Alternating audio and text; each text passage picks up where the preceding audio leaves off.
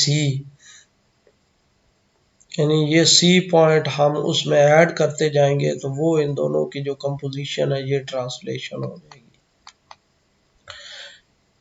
आगे एक रिजल्ट है जी, if T is translation by A then T has an inverse T inverse which is translation by minus A, कि अगर T translate हो रहा है ए से और टी एक फिर इनवर्स उसका जरूर होगा जो माइनस ए से ट्रांसलेट हो रहा होगा। Since T is translation by A, so thus then for all points P of R cube, T of P is equal to P plus A। तो सारे पॉइंट्स इस तरह ट्रांसलेट हो जाएंगे कि A उनमें ऐड हो जाएगा। अब 1 to 1 ये अब हम वो रिजल्ट प्रूव इधर जो है हमारे वो अप्लाई करना चाहते हैं जो अभी हमने रिजल्ट पढ़ा है। इससे पहले ये वाला जो रिजल्ट पड़ा था इधर के हमारे पास अगर कोई एफ मैपिंग हो और वो 1 to 1 हो और ऑन टू हो तो फिर उसका एक यूनिक इनवर्स, तो एक यूनिक इनवर्स मैपिंग ज़रूर एग्जिस्ट करेगी जो एफ ऑफ पी पॉइंट को दोबारा पी पॉइंट पे ले जाएगी। दूसरे लफ्ज़ों में एफ और एफ इनवर्स वो आइडेंटिटी के इक्वल आ जाएंगे। तो यही चीज़ हम इधर अप्लाई करेंगे। T इज 1 to 1, पहले तो हम ये प्रूव करेंगे ये जो ट्रांसलेशन है ये 1 to 1 है। 1 to 1 प्रूव करने के लिए हम क्या करते हैं कि दो सपोज इमेजेस हम ले लेते हैं कि ये दोनों इमेजेस इक्वल है, तो T of P by definition P plus A के इक्वल और T of Q Q plus A के इक्वल। माइनस ए से ऑपरेट करें दोनों साइड पे तो plus a minus a cancel हो जाएंगे और P is equal to Q के इक्वल आ जाएगा। तब दोनों प्री इमेजेस हमने इक्वल लिए तो ये दोनों इमेजेस प्री इमेजेस भी इक्वल हो गए। इसका मतलब ये है कि T 1 to 1 है। आगे T इज ऑन टू के लिए क्या, for each P plus a belong to R cube there exist P such that T of P is equal to P plus a. हर इमेज के पीछे एक प्री इमेज मौजूद है जो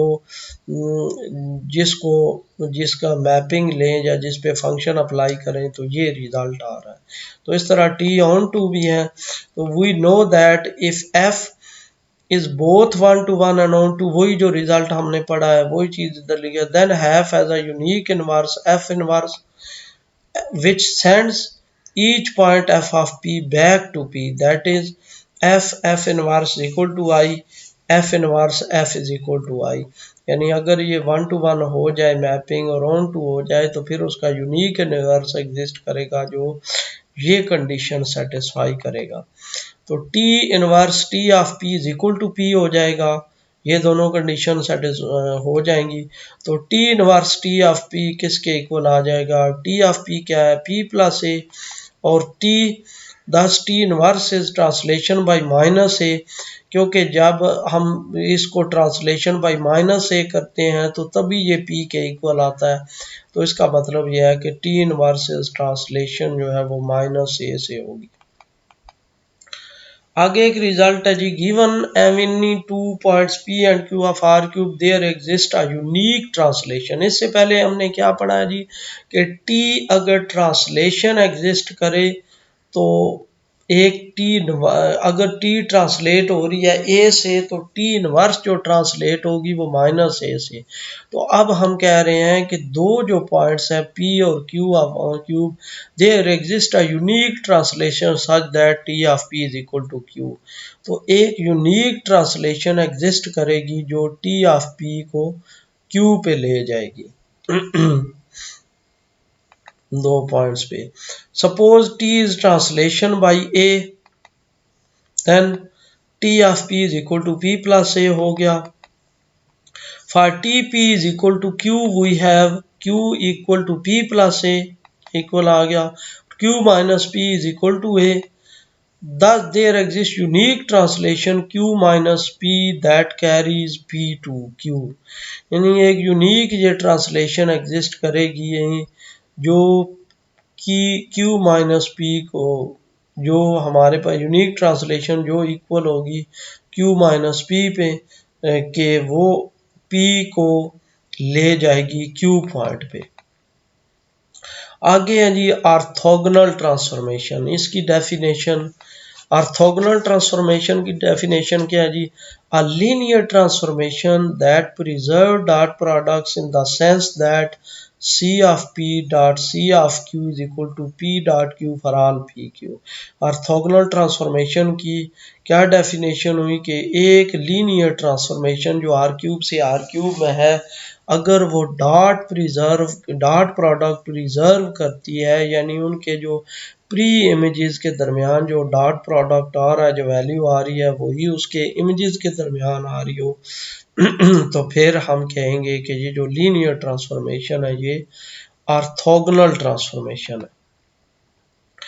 आगे एक रिजल्ट है जी, if C is an orthogonal transformation then C is an isometry of R cube, कि कोई भी जो ऑर्थोगोनल ट्रांसफॉर्मेशन है वो आइसोमेट्री है।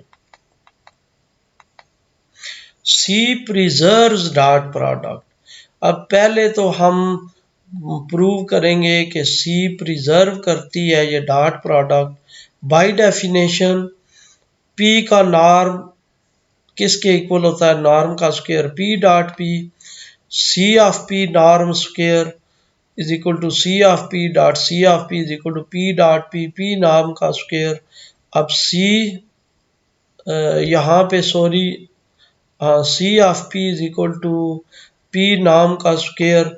तो अब यहाँ पे ये होगा कि C प्रिजर्व नाम, ना कि डॉट प्रोडक्ट, क्योंकि डॉट प्रोडक्ट तो जब C ऑर्थोगोनल ट्रांसफॉर्मेशन है तो वो तो पहले ही सेटिस्फाई करती है, प्रिजर्व करती है डॉट प्रोडक्ट। तो यहाँ से हमने प्रूव कर लिया कि C ऑफ P जो है वो नाम प्रिजर्विंग है, यानी जो इमेज का नाम है वही प्री इमेज का नाम है। Since C is linear, it follows easily that C is an isometry। क्योंकि C लीनियर है, लीनियर किस तरह है कि ऑर्थोगोनल ट्रांसफॉर्मेशन, ऑर्थोगोनल ट्रांसफॉर्मेशन की डेफिनेशन यही होती है कि अ linear transformation that preserve dot product. तो आगे देखते हैं जी कि वहाँ ये आइसोमेट्रिक कंडीशन प्रूव कर रही है जी। D C of P C of Q is equal to C of P minus C of Q का नाम, तो ये किसके इक्वल आ जाएगा? C of P minus Q का नाम। ये कंडीशन, ये हमने कैसे लिख लिया? क्योंकि सी ऑर्थोगोनल ट्रांसफॉर्मेशन है, ऑर्थोगोनल ट्रांसफॉर्मेशन लीनियर ट्रांसफॉर्मेशन होती है, लिनियरिटी की प्रॉपर्टी सेटिस्फाई करती है, तो ये इक्वल हो गया सी माइनस पी क्यू के नाम के। और सी डॉट प्रोडक्ट नाम प्रिजर्विंग है, अभी हमने प्रूव किया है, तो C of P minus Q का नाम किसके इक्वल आ गया? P माइनस क्यू के नाम के। तो इस तरह कंडीशन ये आइसोमेट्री की सेटिस्फाई हो गई। तो इसका मतलब ये है कि कोई भी जो ऑर्थोगोनल ट्रांसफॉर्मेशन है वो आइसोमेट्री होगी। EMBQ converse of above lemma is not true but with some additional condition। अब लेमा हमने अभी जो रिजल्ट पढ़ा वो क्या है कि C is an orthogonal transformation then C is an isometry of R cube, और इसका कन्वर्स क्या बनेगा? If C is an isometry of R cube then C is an orthogonal transformation। तो लेकिन क्या है जी कि ये इसका जो कन्वर्स है वो ट्रू नहीं है, बल्कि उसके लिए एक एक्स्ट्रा कंडीशन है। देखते हैं वो कंडीशन, एक्स्ट्रा कंडीशन क्या है इसके लिए, कि जब इसका कन्वर्स प्रूव कर रहे हैं कि अगर सी को आइसोमेट्री है तो वो कब ऑर्थोगोनल ट्रांसफॉर्मेशन होगी, साथ उसके कौन सी एक्स्ट्रा कंडीशन लगाई जाए ताकि वो ऑर्थोगोनल ट्रांसफॉर्मेशन बन जाए। If f is an isometry of R cube such that f of 0 is equal to 0 then f is an orthogonal transformation। कि अगर f of 0 0 के इक्वल हो, एक तो वो आइसोमेट्री हो, दूसरा 0 को 0 पे मैप करे, तो फिर वो ऑर्थोगोनल ट्रांसफॉर्मेशन है। To prove f is an orthogonal transformation, we must show that f is a linear transformation and it preserves dot product। दो कंडीशंस होती हैं ऑर्थोगोनल ट्रांसफॉर्मेशन की, एक कि वो लीनियर ट्रांसफॉर्मेशन होती है और दूसरी वो डॉट प्रोडक्ट प्रिजर्व करती है। अब पहले हम डॉट प्रोडक्ट को प्रिजर्व करने से पहले हम प्रूव करेंगे कि f जो है वो नॉन प्रिजर्विंग है। अब नाम प्रिजर्विंग के लिए एफ ऑफ पी नाम को हम ऐसे लिख सकते हैं D of zero into F of P, और इसको हमने लिख दिया कि D of F of zero F of P. क्यों? क्योंकि एफ ऑफ जीरो ये हमें गिवन है कि एफ ऑफ जीरो जीरो के इक्वल है। अब एफ हमें ये भी गिवन है कि एफ आइसोमेट्री है, तो फिर ये कंडीशन सेटिस्फाई करेगी डी ऑफ जीरो पी, और डी ऑफ जीरो पी को हम क्या लिख सकते हैं पी नाम। तो इस तरह प्रूव हो गया कि एफ जो है वो नाम प्रिजर्विंग है। अब हम प्रूव करेंगे कि एफ जो है वो डॉट प्रोडक्ट प्रिजर्व करती है। F of P minus F of Q का नाम is equal to D F of P F of Q, और ये इक्वल किसके हो जाएगा डी पी ऑफ क्यू के। क्यों? क्योंकि एफ हमारे पास क्या है आइसोमेट्री है। अब आगे P माइनस और ये P माइनस क्यू के नाम के इक्वल आ जाएगी। अब हम देखते हैं कि अगर ये दोनों इक्वल आ जाती हैं तो F of P minus F of Q नाम का स्क्वायर किसके इक्वल आ जाएगा पी माइनस क्यू नाम के स्क्वायर के। और दोनों नाम के स्क्वायर को हम ऐसे लिख सकते हैं ए डॉट बी, सॉरी अगर कोई पी नाम हो तो उसको हम लिख सकते हैं नाम के स्क्वायर को पी डॉट पी। तो ये डॉट प्रोडक्ट में दोनों लिख दिए। अब इनको जब मल्टीप्लाई करेंगे आपस में तो ये आ जाएगा F of P F of P F of P F of Q, और ये सारी टर्म्स आ जाएंगी इसमें। और फिर F of P dot F of P को दोबारा लिख देंगे एफ ऑफ पी नाम स्क्वायर। ये और ये दोनों इक्वल हो जाए, डॉट प्रोडक्ट हमारे पास कम्यूटेटिव होता है तो इसको लिख दिया minus two into F of P dot F of Q. फिर इसको लिख दिया एफ ऑफ क्यू नाम का स्क्वायर और पी डॉट पी को पी नाम का स्क्वायर, और इन दोनों को कंबाइन करके minus two P dot Q plus Q नाम का स्क्वायर। अब हमने ये जो है यहाँ पे एफ ऑफ पी और एफ ऑफ क्यू की जगह पे वो जो अभी रिजल्ट हमने प्रूव किया है कि एफ नाम प्रिजर्विंग है, वो जब यूज़ करेंगे तो हमारे पास आ जाएगा पी, इधर पी नाम स्क्वायर इधर क्यू नाम स्क्वायर, और ये राइट साइड पे कैंसिल हो जाएंगे तो हमारे पास बच जाएगा minus two F of P dot F of Q is equal to minus two P dot Q. अब माइनस टू कैंसिल हो गया तो F of P dot F of Q is equal to P dot Q. तो इस तरह हमने एक prove कर लिया कि एफ जो है वो डॉट प्रोडक्ट प्रिजर्व करती है। अब सेकंड कंडीशन हमने प्रूव करनी है लिनियरिटी की, कि एफ हमारे पास लीनियर है।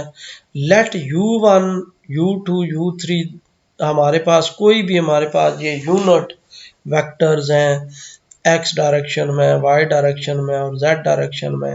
Then for any point p of r cube, कोई भी जो पॉइंट पी आर क्यूब का हम इस तरह लिख सकते हैं इनके लीनियर कम्बिनेशन में P one into 100 plus P two 010 plus P three into 001, और इसको हम ऐसे लिख सकते हैं P one U one plus P two U two plus P three U three, और ये किसके इक्वल आएगा summation P I U I के। यानी दूसरे लफ्ज़ों में पी पॉइंट को इस तरह लिखा जा सकता है summation P I U I. Note that u1, u2, u3 are orthonormal। u1, u2, u3 जो हमने सपोज किए हुए हैं ये ऑर्थोनॉर्मल है। दैट इज ऑर्थोनॉर्मेलिटी की कंडीशन क्या होती है U I dot U J is equal to delta I J के एक जैसे हैं तो 1, अगर डिफरेंट हैं तो उनकी वैल्यू क्या आएगी 0। Since F preserve dot product, क्योंकि एफ जो है वो डॉट प्रोडक्ट को प्रिजर्व करता है तो F of U I dot F of U J किसके इक्वल आ जाएगा U I dot U J. तो इस तरह F I U I dot F of U J वो भी किसके इक्वल आ जाएगा डेल्टा यू आई जे के। इसका मतलब ये है कि ये जो इमेजेस हैं इनके वो भी ऑर्थोनॉर्मेलिटी की कंडीशन सेटिस्फाई करते हैं। So f of u1, f of u2, f of u3 are also orthonormal. We know that for the frame e1, e2, e3, हमने पहले पढ़ा है कि कोई भी अगर e1, e2, e3 फ्रेम बना रहे हो और फ्रेम की कंडीशन यही होती है कि E I dot E J is equal to delta I J, तो फिर हमारे पास कोई भी जो वेक्टर है वो इनके लीनियर कॉम्बिनेशन में इस तरह लिखा जा सकता है। तो इधर हमने इनको ऑर्थोनॉर्मल प्रूव कर दिया है। तो जब ये ऑर्थोनॉर्मल है तो इसका मतलब है कि ये फ्रेम बना रहे हैं। तो जब ये फ्रेम बना रहे हैं तो कोई भी जो एफ ऑफ पी है वो इस तरह इनके लीनियर कॉम्बिनेशन में F of U1, F of U2, F of U3 इस तरह लीनियर कॉम्बिनेशन में लिखा जा सकता है। दूसरे लफ्ज़ों में यही जो ऊपर वाली इक्वेशन है इसमें E1, E2, E3 की जगह पे हम रिप्लेस करेंगे F of U1, F of U2, F of U3 और V की जगह पे रिप्लेस करेंगे एफ ऑफ पी। तो हमारे पास ये रिलेशन आ जाएगा। इसको हम लिख लेंगे summation F of P dot F of U I into F of U I. अब हमारे पास since F preserve dot product हमारे पास, क्योंकि हमने पहले प्रूव कर लिया है कि डॉट प्रोडक्ट वो प्रिजर्व करता है, तो F of P dot F of U I किसके इक्वल आ जाएगा, पी डॉट यू आई, और पी डॉट यू आई हमारे पास पी आई के इक्वल हो जाएगा। तो फिर एफ ऑफ पी ये जो हमने पहले लिखा है इसमें एफ ऑफ पी को इस तरह F of P dot U I इसकी जगह पे क्या आ जाएगा, पी आई आ जाएगा। तो एफ ऑफ पी लिखा जाएगा summation P I F of U I. तो इस तरह हमने एफ ऑफ पी को इस एफ ऑफ यू आई के लीनियर कॉम्बिनेशन में लिख लिया। अब लिनियरिटी की प्रॉपर्टी लगाते हैं। F of A P plus B Q किसके इक्वल होगा, समेशन ए पी आई, यही चीज़ अप्लाई करेंगे तो A P I plus B Q I into F of U I. अब जब इसको एक्सपेंड करेंगे तो ये आ जाएगा, 1 2 3 से वेरिएशन देंगे तो ये चीज़ आ जाएगी। अब जब डिस्ट्रीब्यूटिव प्रॉपर्टी हम अप्लाई करेंगे तो A P one F of U one plus B Q one F of U one, ये फिर इसी तरह ये दो टर्म्स आ जाएंगी और इसके लिए ये दो टर्म्स आ जाएंगी। अब ए कॉमन ले लेंगे जिनमें से ए वाली ये टर्म है, एक ये वाली टर्म है, एक ये वाली टर्म है, ये ए कॉमन ले लिया। इसी तरह बी इन तीनों में से कॉमन ले लिया तो ये चीज़ आ गई। अब ए किसके इक्वल आ गया, summation P I F of U I plus B summation Q I F of U I, और P I F of U I अभी हमने पढ़ा है वो एफ ऑफ पी के इक्वल है, और क्यू ऑफ यू आई वो एफ ऑफ क्यू के इक्वल है। तो इस तरह हमारे पास ये प्रूव हो गया कि ये लिनियरिटी कंडीशन सेटिस्फाई करता है। दोनों प्रूव कर दिए कि ये लीनियर एफ डॉट प्रोडक्ट भी प्रिजर्व करता है और ये लिनियरिटी की कंडीशन भी सेटिस्फाई करता है। तो इसका मतलब ये है कि ये एक ऑर्थोगोनल ट्रांसफॉर्मेशन है। अब यहाँ तक हमने क्या पढ़ लिया है कि अगर कोई हमारे पास ऑर्थोगोनल ट्रांसफॉर्मेशन हो तो वो आइसोमेट्री होगी, और अगर कोई आइसोमेट्री हो और साथ कंडीशन ये हो कि एफ ऑफ 0 0 के इक्वल है तो तब वो हमारे पास वो जो हमारे पास होगी वो ऑर्थोगोनल ट्रांसफॉर्मेशन आएगी। If F is an isometry of R cube then there exists a unique translation T and a unique orthogonal transformation C such that F is equal to TC। यानी अगर कोई आइसोमेट्री हो are cube की तो उसके लिए एक unique translation और यूनिक ऑर्थोगोनल ट्रांसफॉर्मेशन एग्जिस्ट करेगी, इस तरह के उस आइसोमेट्री को इनके कंपोजिशन में लिखा जा सकता है। ये हमने रिजल्ट प्रूव करना है। Let T be translation by F of 0। Suppose कर लेते हैं कि जो टी है हमारे पास वो कोई ट्रांसलेशन एफ ऑफ 0 से। We know that if T is translation by A then T has an inverse T inverse which is translation by minus A. ये हमने पहले रिजल्ट प्रूव कर लिया है एक लेमा के टी अगर ट्रांसलेशन बाई ए हो तो टी का इन्वर्स ज़रूर एग्जिस्ट करेगा जो ट्रांसलेशन बाई माइनस ए होगा। इसी तरह अगर T translation F of 0 translate हो रही है तो टी इन्वर्स ज़रूर एग्जिस्ट करेगा जो ट्रांसलेट हो रहा होगा माइनस एफ ऑफ 0 से। So T inverse is translation by minus f of 0 since translation is an isometry, so T inverse is an isometry.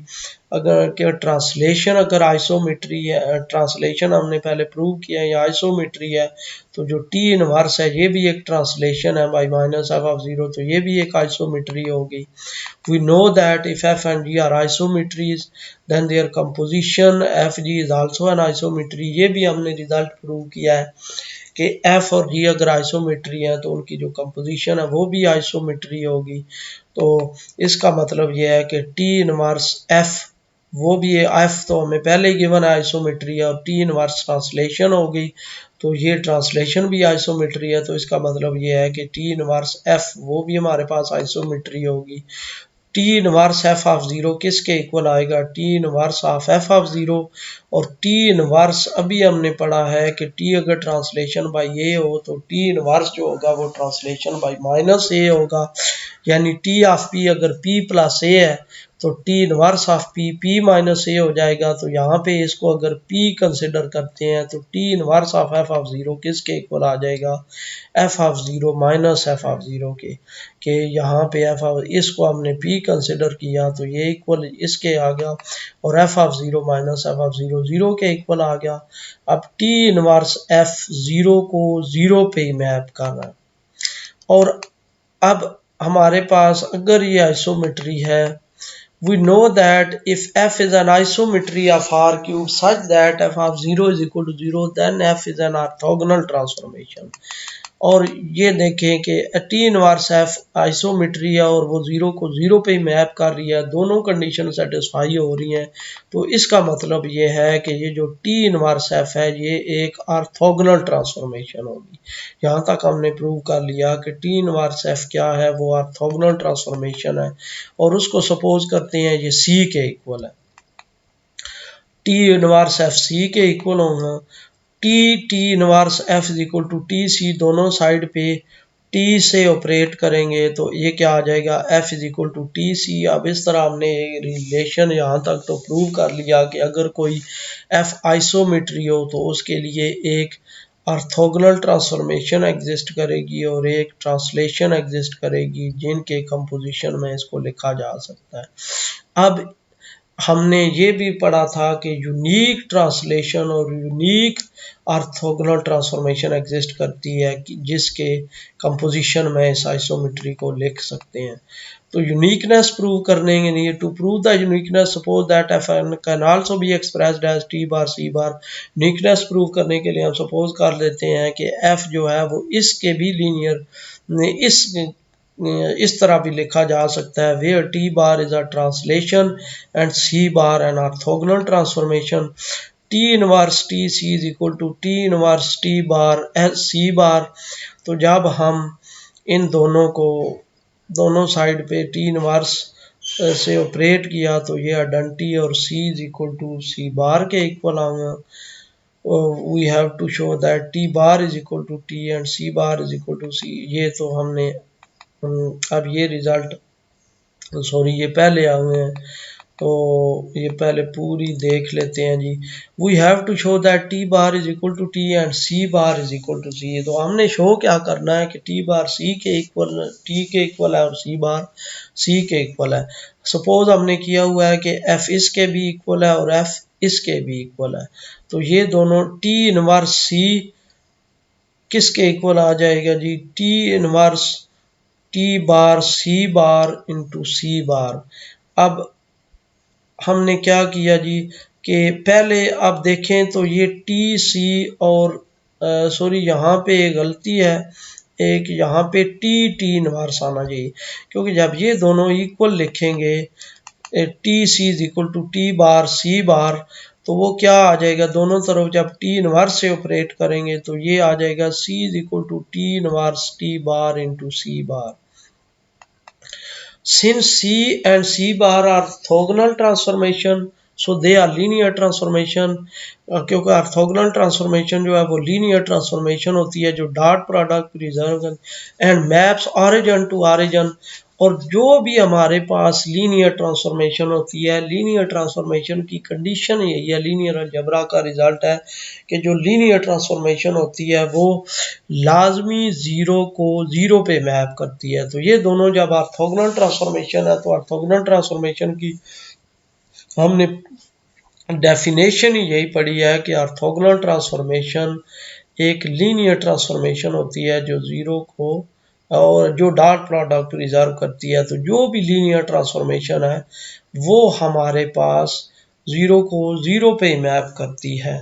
तो 10 सी ऑफ ज़ीरो भी ज़ीरो के इक्वल आ गया और सी बार ऑफ ज़ीरो भी zero के equal आ गया। तो सी हमारे पास है T inverse T bar into C bar. तो सी ऑफ ज़ीरो किसके इक्वल आ जाएगा, T inverse T bar C bar into zero. अब सी और सी बार दोनों ऑर्थोगोनल ट्रांसफॉर्मेशन है तो सी ऑफ ज़ीरो ज़ीरो और सी बार ऑफ ज़ीरो भी ज़ीरो और T inverse T bar zero को ज़ीरो पे मैप कर रहा है। T inverse T bar is a translation, ये एक ट्रांसलेशन है and it is a mapping zero onto zero, और ये जीरो को जीरो पे मैप कर रही है। इसका मतलब ये है कि ये ऐसी ट्रांसलेशन है जो आइडेंटिटी है, यानी ऐसी ट्रांसफॉर्मेशन जो आइडेंटिटी है कि वो जीरो को जीरो पे ही मैप कर रही है। अगर इसका मतलब है सारे जो पॉइंट्स हैं वो सारे पॉइंट्स को अपने पे ही मैप कर रही है। जब अपने पे ही मैप कर रही है तो इसका मतलब ये है कि टी इनवर्स टी बार वो हमारे पास क्या है, आइडेंटिटी ट्रांसफॉर्मेशन है।